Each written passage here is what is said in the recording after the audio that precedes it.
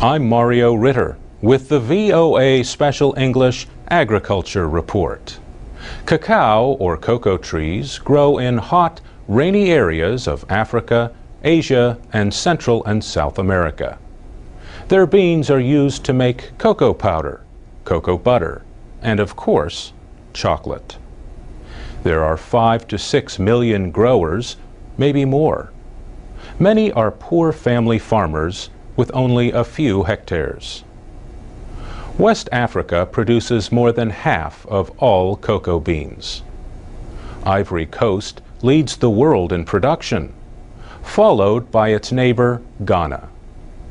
The trees are usually in their 5th year when they start to grow the pods that contain the beans. The trees produce the most pods when they are 10, but they are still productive long after that. Workers use large knives to cut the lower pods and long tools to remove pods from high on the trees. Later, they break open the pods to remove the beans.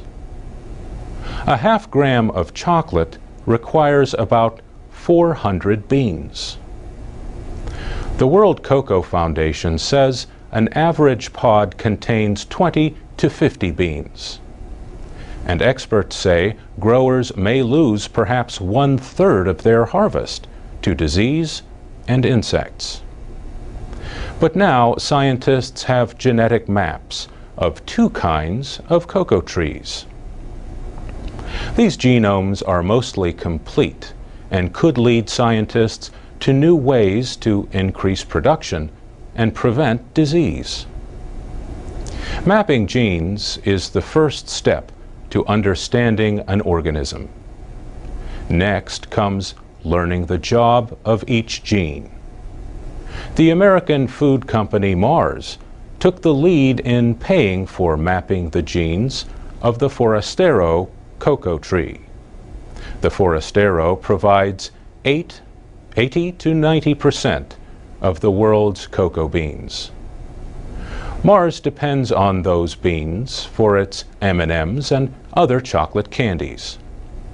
The company's research partners included several universities and the United States Department of Agriculture.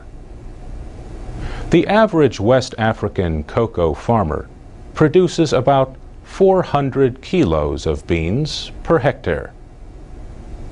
But Howard Yana Shapiro, head of plant science and external research at Mars, thinks that science could greatly increase the yield. A competitor of Mars, Hershey's, supported the gene mapping of the Criollo, a far less common cocoa tree. CIRAD, a French government research center, led scientists from 6 countries in creating that genome. We'll talk more about the cocoa industry next week when we look at efforts to help child laborers in Ivory Coast and Ghana. For VOA Special English, I'm Mario Ritter. You can read and listen to our reports at voaspecialenglish.com.